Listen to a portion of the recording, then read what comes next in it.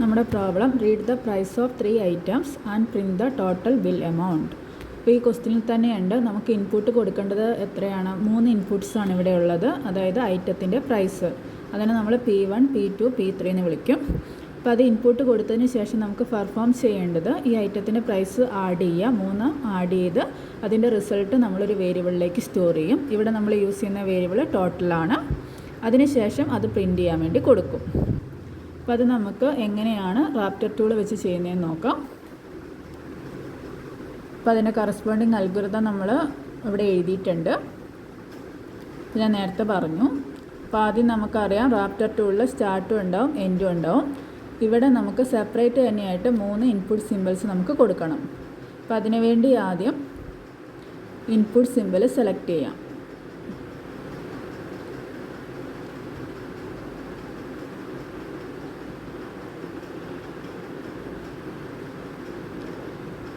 ഇവിടെ input simple നമ്മൾ select ചെയ്തു. അത് സ്റ്റാർട്ട് കഴിഞ്ഞ് വെച്ചു.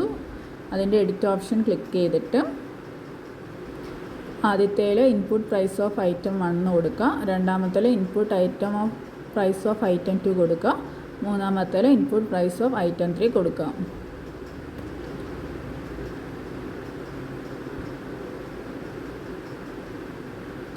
മൂന്ന് ഇൻപുട്ടാണ് ഇവിടെ വേണ്ടത്. അപ്പോൾ ഫസ്റ്റ് 1 നമ്മൾ ടൈപ്പ് ചെയ്യുന്നുണ്ട്. അതിൻ്റെ variable input price of item 1 P1ലേക്കാണ് നമ്മൾ സ്റ്റോർ ചെയ്യുന്നത്.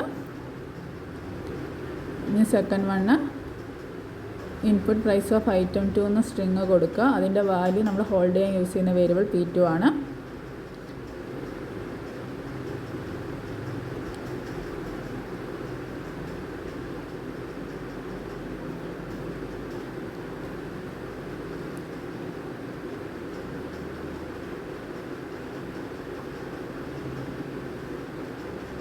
ഇനി മൂന്നാമത്തെ ഇൻപുട്ട് കൊടുക്കാം.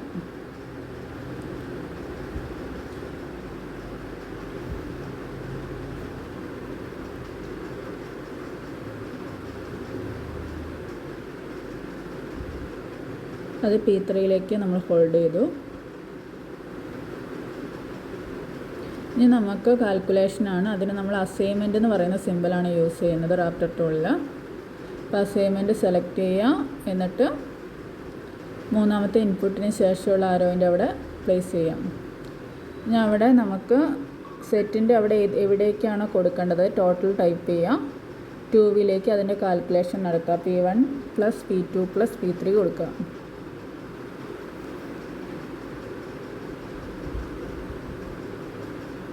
രണ്ടും ക്ലിക്ക് ചെയ്യാം. അപ്പോൾ അവിടെ വാല്യൂ വന്നിട്ടുണ്ടാവും. അത് കഴിഞ്ഞ് നമുക്കത് പ്രിൻറ്റ് ചെയ്യണം. അതിന് ഔട്ട്പുട്ട് സിമ്പിൾ സെലക്ട് ചെയ്യാം. എന്നിട്ട് അസൈൻമെൻറ്റിന് ശേഷമുള്ള ആരോയിൽ കൊടുക്കാം, പ്ലേസ് ചെയ്യാം. എഡിറ്റ് ഓപ്ഷനിൽ നമ്മൾ ടോട്ടൽ ഈക്വൽ ടു അതിൻ്റെ വാല്യൂ ആണ് നമുക്ക് വേണ്ട. അപ്പോൾ ഡബിൾ കോഡ്സിൽ ടോട്ടൽ ഈക്വൽ ടു എന്ന് കൊടുക്കുക. ഡബിൾ കോഡ്സ് ക്ലോസ് ചെയ്ത് പ്ലസ് ടോട്ടൽ എന്ന് കൊടുക്കുക. അപ്പോൾ ടോട്ടൽ ഈക്വൽ ടു ആ വാല്യൂ ആയിരിക്കും പ്രിൻറ്റ് ചെയ്ത് വരിക. ഇപ്പോൾ നമ്മുടെ ഫ്ലോ ചാർട്ട് ഇവിടെ കംപ്ലീറ്റ് ആയി. നമുക്ക് റൺ ചെയ്ത് നോക്കാം വാല്യൂ എക്സിക്യൂട്ട് ചെയ്യുന്നുണ്ടോയെന്ന്. റൺ ചെയ്യുക. ഫസ്റ്റ് ഇൻപുട്ട് നമ്മൾ 200 എന്ന് കൊടുത്തു. ഇവിടെ നമ്മൾ കൊടുത്തിരിക്കുന്ന വാല്യൂ 200 ആണ്. അപ്പോൾ 200 കൊടുത്തു.